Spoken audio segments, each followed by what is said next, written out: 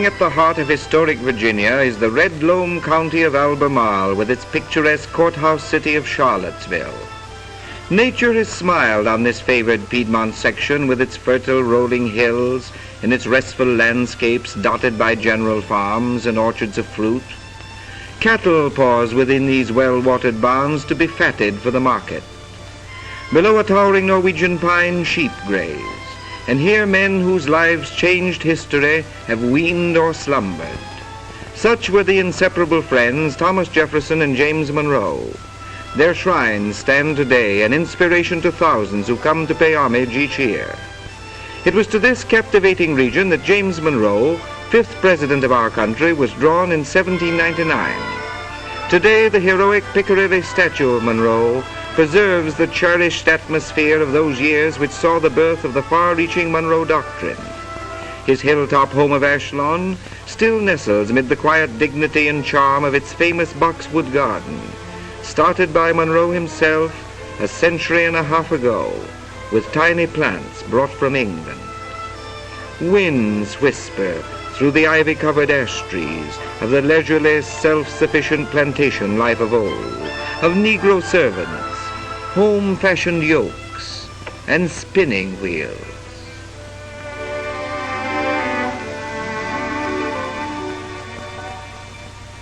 Surrounded by the deep red buds of the Judas tree, Ashlawn, mellowed by passing years and changing owners, has now become a permanent shrine to honor the greatness of its builder.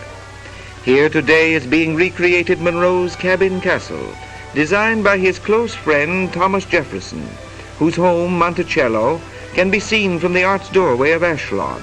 It too stands on a hilltop. Quiet simplicity of white columns against red brickwork marks Monticello as one of the noblest homes ever built by man. Few shrines in America are so much a part of the builder, for Jefferson was more than a founding father of a democratic government, the author of the Declaration of Independence, and a champion of religious freedom. He was an architect, a collector, and an inventor.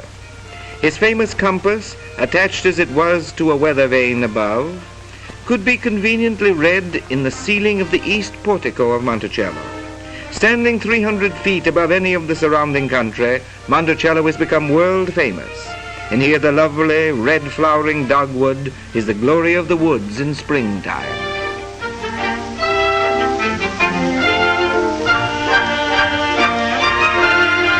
The graceful lines of Monticello have long since become a perfect example of early American architecture.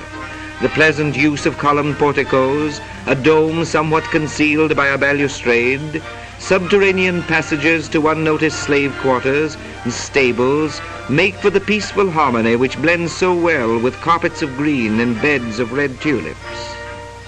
Jefferson himself was the meticulous architect and landscaper, and early became known as the first American who consulted the fine arts to know how he should shelter himself from the weather.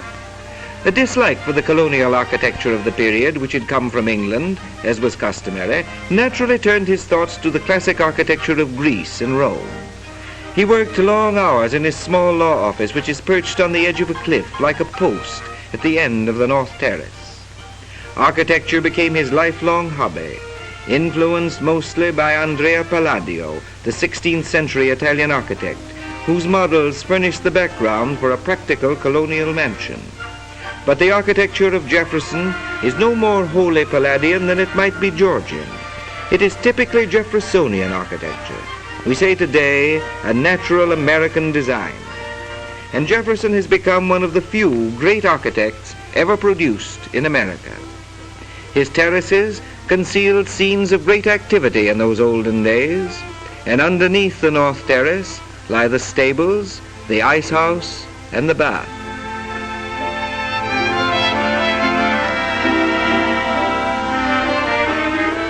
Jefferson's life was one of sincere loves, his country, his fellow man, his architecture.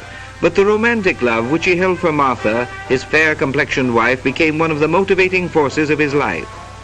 Quaint Honeymoon Lodge at the end of the South Terrace today symbolizes this devotion. Here great happiness was theirs for 10 years, when Martha died untimely. Her death tragically staggered Jefferson, though the years to come were to see his rise from a ministership to France to Secretary of State, climaxed by the presidency of the United States in 1801. Stately Monticello is indeed a rich heritage and majestic patriotic shrine, and had it been Jefferson's only contribution, his fame would still live on. But scarcely 3 miles northeast of Monticello, near Charlottesville, lies the spacious campus of the University of Virginia. Here Jefferson captured queenly grandeur as he worked out the architectural details for the university. These gave the campus one of the noblest edifices of any institution of learning, the Rotunda. Today, more than 3,000 youths study and stroll mid matchless colonnades, pavilions and dormitory ranges fronted by arcades, in huge quadrangles of lawn brooded over by luxuriant and noble columns of elm trees. Today, as we wind past great lawns and through hedge roadways, a progressive institution stands before us. Modern dormitories house students, and gymnastic facilities abound to steel 20th century youths for their tasks.